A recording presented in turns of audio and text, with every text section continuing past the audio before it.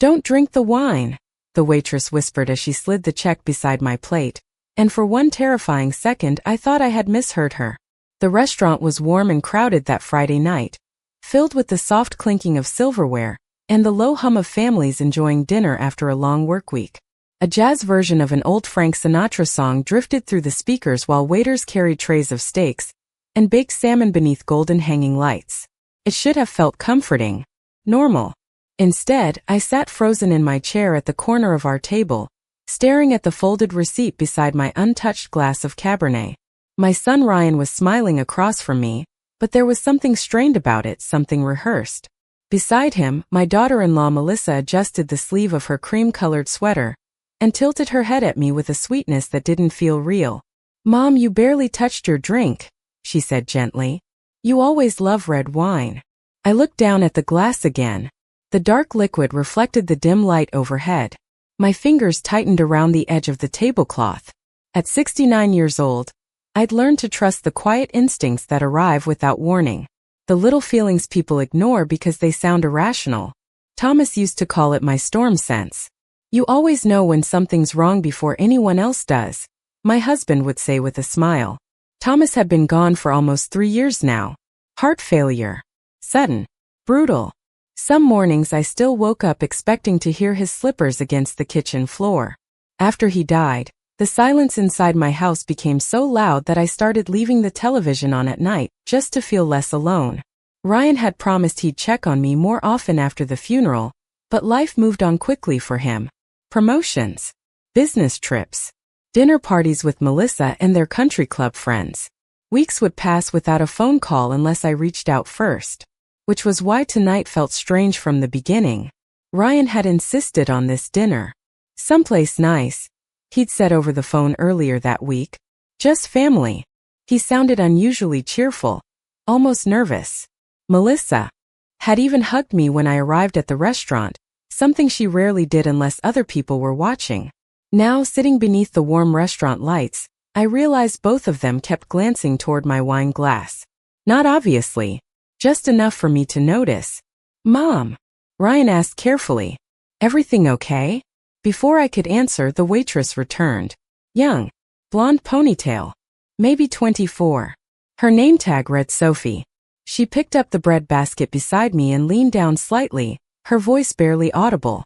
"Please trust me," she whispered without looking at me directly. Then she walked away. My heart began beating so hard I could feel it in my throat. Melissa reached for her water and laughed softly about something Ryan had said, but the sound felt distant now, muffled beneath the roar building inside my ears. I slowly unfolded the receipt beneath the table. Written in hurried blue ink across the back were 6 words that made the blood drain from my face. "Don't drink the wine. Go to the restroom." I lifted my eyes toward Sophie near the kitchen entrance. She looked terrified. And in that moment, while my son smiled across the table like everything was perfectly normal, I realized someone at that dinner might not want me to make it home alive. I folded the receipt slowly and slipped it into my purse beneath the table, forcing my expression to remain calm even though my hands had started trembling beneath the linen napkin in my lap.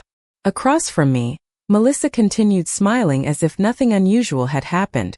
Her diamond bracelet caught the light every time she lifted her wine glass. Ryan leaned back in his chair beside her, loosening his tie slightly while the waiter delivered another basket of bread to a nearby table. For a moment I wondered if I was overreacting. Maybe the waitress had made some kind of mistake. Maybe the note was meant for someone else. But deep down I already knew that was not true. People do not look terrified for no reason. "Mom, are you cold?" Ryan asked suddenly. I realized I had wrapped my cardigan tightly around myself. "No," iyan suarat sufli. "Just a little tired." Melissa tilted her head sympathetically. "You really should take better care of yourself, Evelyn. Stress can be dangerous at your age." Something about the way she said "at your age" made my stomach tighten. I looked toward the restaurant windows where rain had started tapping softly against the glass. Downtown Chicago glowed beyond the streetlights in blurred streaks of yellow and white. The entire restaurant smelled like garlic butter, grilled steak, and expensive wine. Around us, families laughed over birthday desserts while couples toasted anniversaries. Everything looked so normal that it almost made me feel foolish for being afraid. Then I noticed Melissa glance at my wine glass again. Just for a second, but it was enough. I reached for the stem slowly and lifted the glass halfway toward my lips. Ryan immediately looked up from his phone. Melissa stopped talking mid-sentence. Both of them watched me. My heartbeat slowed instead of quickened. That was when the fear turned into something colder. Awareness. I let the glass hover near my mouth for 2 seconds before setting it back down untouched. Actually, I said with a small smile, I think I need to use the restroom. Melissa blinked once. Now. I am 69, I replied lightly. At my age, bathrooms become part of the evening. Ryan laughed too quickly. Still making jokes, he said. I stood carefully, keeping my purse close against my side. My knees felt weak as I walked across the restaurant floor beneath the dim amber lights. Every sound around me seemed strangely sharp. Silverware against plates. Ice clinking inside glasses. A child laughing near the hostess stand. Sophie was waiting near the hallway leading toward the restrooms. The moment she saw me approaching, her face tightened with nervous relief. Up close she looked even younger than I first thought. Freckles. Pale skin. Nervous blue eyes. She glanced behind me before speaking. I did not know if you would believe me, she whispered. What is going on? I asked quietly. My voice sounded calmer than I felt. Sophie swallowed hard. I saw your daughter-in-law switch your wine glass while you were in the restroom earlier. I stared at her without moving. Switch it with what? Her eyes darted. Toward the dining room again. I do not know exactly, but I saw her pour something into it from a little packet. The hallway suddenly felt too narrow. Too warm.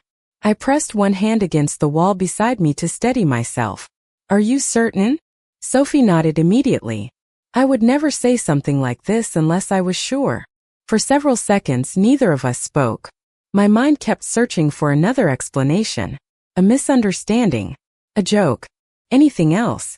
But when I pictured Melissa watching that wine glass all evening, the pieces began fitting together in ways I could no longer ignore. Sophie lowered her voice even further. Please do not drink anything else they give you tonight. I looked back toward the dining room entrance where my son still sat at the table waiting for me, and for the first time since Ryan was born, I found myself wondering whether I truly knew the man who called me Mom. I stared at Sophie for several long seconds while the noise from the dining room drifted faintly down the hallway behind us. Somewhere near the kitchen, plates crashed together and someone laughed too loudly, but everything around me suddenly felt distant, almost unreal. Sophie kept wringing her hands nervously against the black apron tied around her waist. I know this sounds crazy, she whispered, but I could not ignore it. I finally found my voice.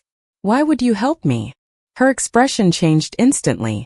Sadness flickered across her face before she looked down at the floor. Because something similar happened to my mother, she said quietly. Not exactly the same, but people ignored the warning signs until it was too late.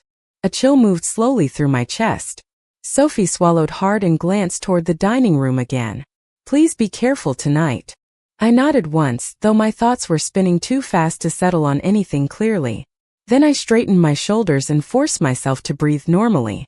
Years ago, after Thomas lost most of our savings during a terrible market crash in the 1990s, he had sat beside me at our kitchen table and said something I never forgot.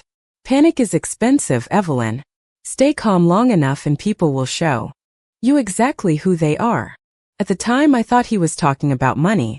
Standing in that narrow restaurant hallway nearly 30 years later, I realized he had been talking about people.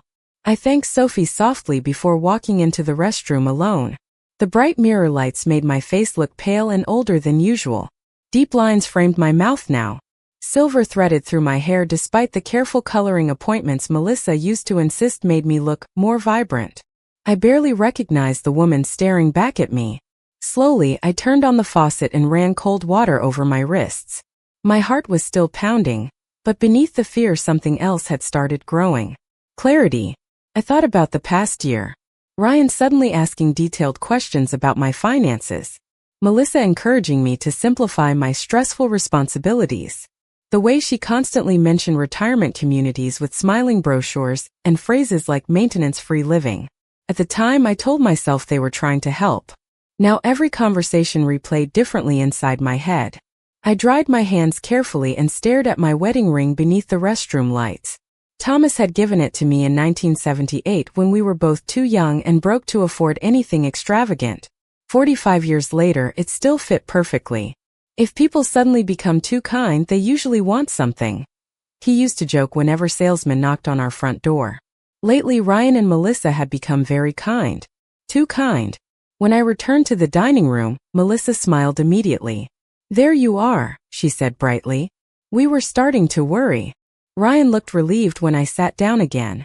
His fingers tapped nervously against the edge of the table beside his untouched steak knife. I noticed sweat along his hairline despite the cool air conditioning. "Everything okay?" he asked carefully. I folded my napkin onto my lap and smiled back at both of them. "Perfectly fine." Melissa pushed my wine glass slightly closer toward me. "You really should drink something," she said softly.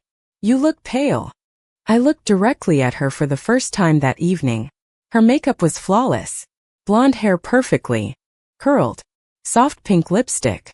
To anyone else in the restaurant, she looked like a loving daughter-in-law worried about family. But her eyes were different tonight. Alert. Watchful. Waiting. I wrapped my fingers around the stem of the wine glass again, feeling both of them quietly tense across the table. Then I smiled gently and said the last thing they expected to hear. "You know what? I think I would rather order coffee instead." For the briefest moment, Melissa stopped breathing. Melissa recovered quickly, but not quickly enough. The smile returned to her face a second too late, stiff around the edges now. "Coffee?" she repeated softly. "This late at night?" I nodded while unfolding my napkin with deliberate calm. "Your father always said a good cup of coffee helps people think clearly." Ryan looked down immediately after I mentioned Thomas. That tiny reaction landed harder than anything else that evening. My son had always struggled with guilt. Even as a little boy, he could never lie without avoiding eye contact afterward. When he was 8 years old, he broke a lamp in our living room while throwing a baseball inside the house. Before I even discovered the shattered pieces behind the couch, Ryan had already confessed through tears at the kitchen table. Thomas used to joke that our son would never survive poker night because his conscience always reached the table before he did. Sitting across from him now, watching his jaw tighten beneath the restaurant lights, I wondered what had happened to that little boy. The waiter arrived and filled awkward silence between us by clearing dinner plates. Melissa ordered cheesecake she barely touched. Ryan drank 2 glasses of bourbon in less than 20 minutes. I ordered black coffee and kept my hands steady around the warm ceramic mug, while my thoughts quietly rearranged themselves into something colder and sharper than fear. Melissa tried several times to pull conversation back towards safer territory. Home renovations. Vacation plans. A couple they knew from the country club who were moving to Scottsdale. But every topic sounded forced now, like actors reading from a script they no longer believed in. The strangest part was realizing how carefully I had ignored all the warning signs before tonight. Looking back, the pattern suddenly seemed impossible to miss. 6 months ago, Melissa had started insisting I simplify my finances because paperwork becomes overwhelming at a certain age. 2 months later, Ryan offered to help manage my investment accounts, even though I had handled them perfectly well since Thomas passed away. Then came the endless conversations about retirement communities, quiet places, secure places, places where someone could check on me regularly. At the time, I convinced myself they were worried about me living alone in the suburbs outside Chicago. Now those conversations echoed differently inside my mind. Like rehearsals. Melissa cut into her cheesecake and smiled carefully. "You know, Ryan and I were talking earlier about how stressful your house must be for you now." There it was again. My house. My life. My future. Every conversation somehow circling the same destination. I took a slow sip of coffee before answering. "Actually, I have been sleeping quite well lately." Melissa blinked. Ryan stared at the tablecloth. "That is good," he muttered. I noticed his hands shaking slightly when he reached for his bourbon glass. Outside, rain continued sliding down the restaurant windows in silver streaks beneath the streetlights. The city looked blurred and distant beyond the glass. For the first time all evening, I no longer felt confused. Hurt, yes. Shocked, absolutely. But confusion had disappeared. Something was terribly wrong at this table. And somehow, the young waitress refilling water glasses near the kitchen knew it too. Sophie avoided looking directly at me now, probably afraid she had already said too much. But once, while Melissa checked her phone, Sophie glanced toward my untouched wine glass and gave the smallest possible shake of her head. That tiny movement settled the last piece into place inside me. I smiled softly at my son across the table while he stared down at his drink, and deep in my chest, something old and painful finally cracked apart. Because in that moment, I realized I was no longer trying to decide whether I trusted them. I was trying to decide how long they had been planning this. By the time dinner finally ended, the rain outside had turned heavier, drumming steadily against the restaurant windows while downtown traffic crawled through pools of reflected red brake lights. Ryan insisted on paying the bill even though I knew he and Melissa had been struggling financially for months. That realization settled heavily in my chest as I watched him sign the receipt with slightly unsteady hands. My son used to call me every Sunday afternoon without fail. Then, little by little, the calls became shorter, less frequent. Eventually, entire weeks disappeared between conversations unless he needed advice or help with something practical. I used to blame adulthood for the distance. Careers, marriage, stress. That was easier than admitting someone might be slowly pulling him away from me on purpose. Melissa stood beside the table adjusting her coat while Sophie quietly cleared dishes nearby. For one brief second our eyes met again. Gratitude rose inside me so suddenly that it almost hurt. This young woman owed me nothing. Yet somehow she had shown me more care tonight than my own family sitting 10 feet away. "Ready, Mom?" Ryan asked. I looked at him carefully before standing. He looked exhausted beneath the soft restaurant lighting. Older than 42 somehow. There were shadows beneath his eyes I had not noticed before. Fear, guilt, pressure. I could not tell which one weighed heaviest on him anymore. We walked together toward the restaurant entrance while Melissa chatted brightly about holiday plans as if the evening had been completely ordinary. The valet brought Ryan's black SUV around to the curb beneath the rain-soaked awning outside. Water shimmered across the sidewalks while cold winds swept through the street. Melissa hugged herself against the weather. "Do you want us to drive you home?" she asked sweetly. Every instinct inside me screamed no. "That is all right," I answered calmly. "I think I would rather call a cab tonight." Ryan frowned immediately. "In this weather? I do not mind." Melissa opened her mouth like she wanted to argue, then stopped herself.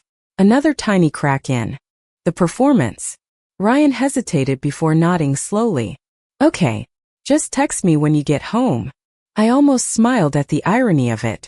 The concern, the careful politeness, the sudden interest in my safety after months of emotional distance. I stepped back beneath the awning while they climbed into the SUV.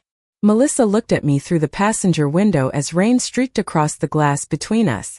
Her expression remained composed, but her eyes searched my face carefully, almost anxiously. She was trying to determine whether I knew something. I kept my expression gentle and tired, the same harmless widow they believed they understood completely. Ryan lifted one hand before pulling away into traffic. I stood there watching the taillights disappear down the wet Chicago street until they vanished completely. Then I reached into my purse and carefully removed the folded receipt Sophie had given me earlier. The blue ink had smudged slightly from my damp fingers. "Do not drink the wine. Go to the restroom." I stared at those words while cold rain drifted sideways beneath the awning. For several seconds I could barely breathe. Not because I was frightened anymore, but because the truth finally felt unavoidable. Someone had wanted me vulnerable tonight. Maybe sick. Maybe confused. Maybe gone entirely. And somehow, whether through weakness or silence, my own son had become part of it. A yellow cab finally pulled to the curb beside me. As I climbed into the back seat, I made a decision that changed everything. Tomorrow morning, before speaking to Ryan or Melissa again, I was going to find out exactly what had been inside that wine glass. I barely slept that night. Rain continued tapping softly against my bedroom windows long after midnight while the digital clock beside my bed crawled from 1 hour to the next in cold blue numbers. Around 3 in the morning, I finally gave up pretending rest would come and walked downstairs into the kitchen. The house felt painfully quiet without Thomas. It still surprised me sometimes how silence could change shape after someone died. Before he passed, silence in this house had felt peaceful, comfortable. Now it felt empty, like something important had been removed from the walls themselves. I made coffee the way Thomas liked it, dark and strong, then sat alone at the kitchen table staring at the folded restaurant receipt beside my mug. The ink looked even harsher in daylight. Do not drink the wine. Go to the restroom. Over and over, my mind replayed Melissa pushing the glass toward me, Ryan watching me lift it, the nervous look that crossed his face when I chose coffee instead. By sunrise, one thought had settled heavily inside me. I needed proof before confronting anyone. Real proof. Not fear. Not instinct. At 8:30 that morning, I drove back downtown through heavy traffic with the untouched wine glass carefully sealed inside a large plastic food container from my kitchen. I had taken it from the table during dinner while Melissa was distracted speaking to the waiter. At the time, I was not entirely sure why I did it. Now I understood. The laboratory sat inside a plain office building near Northwestern Memorial Hospital. Years earlier, Thomas had used the same private lab during a legal dispute involving contaminated inventory at one of his warehouses. I still remembered the owner, Dr. Leonard Weiss, a quiet man with silver glasses and careful eyes. He looked surprised when I walked into his office carrying the container. "Mrs. Carter," he said warmly. "It has been a long time." I smiled politely but did not waste time with small talk. "Leonard, I need discretion." Something in my voice must have alarmed him because his expression immediately changed. 20 minutes later, I sat across from his desk explaining only the simplest version of the story. Family dinner. Strange behavior. A waitress warning me not to drink the wine. I did not mention Ryan directly. Even then, part of me still resisted saying the words aloud. Leonard listened quietly while turning the sealed glass beneath the fluorescent office light.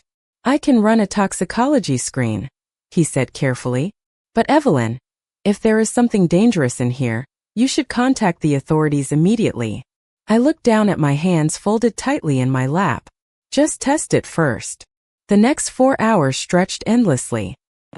Wandered downtown Chicago in a fog, barely noticing the crowds rushing past me beneath gray morning skies. Around noon, I found myself standing outside a jewelry store where Thomas once bought me pearl earrings for our 20th anniversary. I remembered how proud he looked carrying that tiny velvet box through the snow because he had finally saved enough money to buy something unnecessary.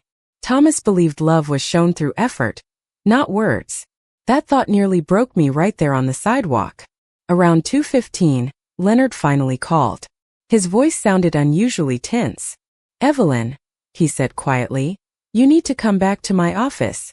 30 minutes later, I sat across from him again while he removed his glasses slowly and rubbed one tired hand across his face. Then he slid a printed report toward me.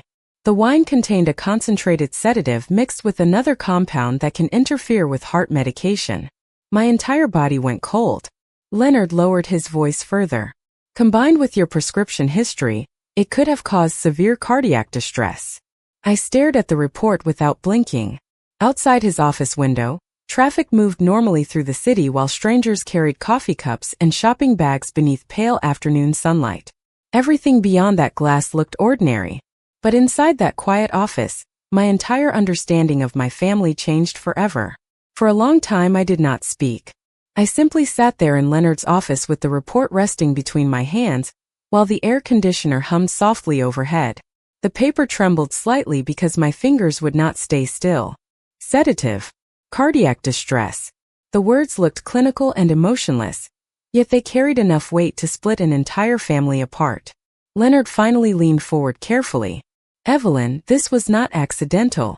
I nodded once without lifting my eyes from the report. Somehow hearing him say it aloud made everything feel colder. More final. "Did whoever prepared the drink know about your medication?" he asked gently. "Melissa does," I answered quietly. "She organizes my prescriptions whenever she visits." Saying her name made my stomach tighten. Remembered all the afternoon she stood beside my kitchen counter smiling while sorting pill bottles into weekly containers for me. At the time I thought it was kindness. Thought maybe she was trying to bridge the distance that had always existed between us. Now every memory carried a different shape. Leonard hesitated before speaking again. "And your son?" That question hurt more than anything else. Because deep down I already knew the truth. Ryan may not have prepared the glass himself. He may not have planned every detail. But he knew something was wrong that night. His nervous silence at the restaurant had confirmed it. I closed my eyes briefly and saw him again at 8 years old, standing beside the broken lamp in our living room, tears running down his cheeks because he could not bear keeping secrets from me. Somewhere between that little boy and the man sitting across from me at dinner, fear had replaced conscience. I thanked Leonard quietly and placed the report inside my purse. Before I left, he touched my arm gently. "You should not be alone right now." I gave him a tired smile. Actually, I think being alone is the only reason I am still thinking clearly. Outside, cold winds swept through downtown streets as afternoon faded slowly toward evening. I drove home through heavy traffic while old memories kept surfacing one after another. Ryan learning to ride a bicycle in our cul-de-sac while Thomas jogged behind him holding the seat. Ryan crying at his father's funeral 3 years earlier with his face buried against my shoulder. Ryan promising me afterward, "You will never have to worry, Mom. I will always take care of you." By the time I pulled into my driveway, tears blurred my vision so badly I had to sit inside the car for several minutes before getting out. Not because I was afraid anymore. Because grief had finally arrived. Real grief. The kind that comes when someone you love disappears while still technically alive. Inside the house, silence wrapped around me immediately. I locked the front door, set my purse carefully on the kitchen counter, and poured myself a glass of water with hands that finally stopped trembling. Then I noticed the blinking light on my answering machine. One new message. Ryan's voice filled the kitchen a second later. "Hey Mom, just checking in. Melissa and I wanted to make sure you got home safely last night." He paused briefly before continuing. "You seemed a little off at dinner." Another pause. "Call me when you can." I stared at the machine after the message ended. He sounded nervous. Too careful. I walked slowly into my study and opened the bottom drawer of Thomas's old desk where we kept important family documents. Insurance papers. Bank records. Copies of the will. My eyes stopped on a folder labeled Carter Family Trust. For several seconds I simply stared at it while a terrible realization settled quietly into place.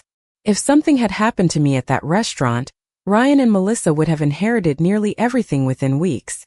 I lowered myself into Thomas's leather desk chair and opened the folder slowly. Then, for the first time since this nightmare began, anger finally replaced sorrow. The next morning I called my attorney before I called my son. Harold Bennett had handled Thomas's business contracts for nearly 30 years, and unlike most people in my life lately, he still spoke to me with direct honesty instead of careful pity.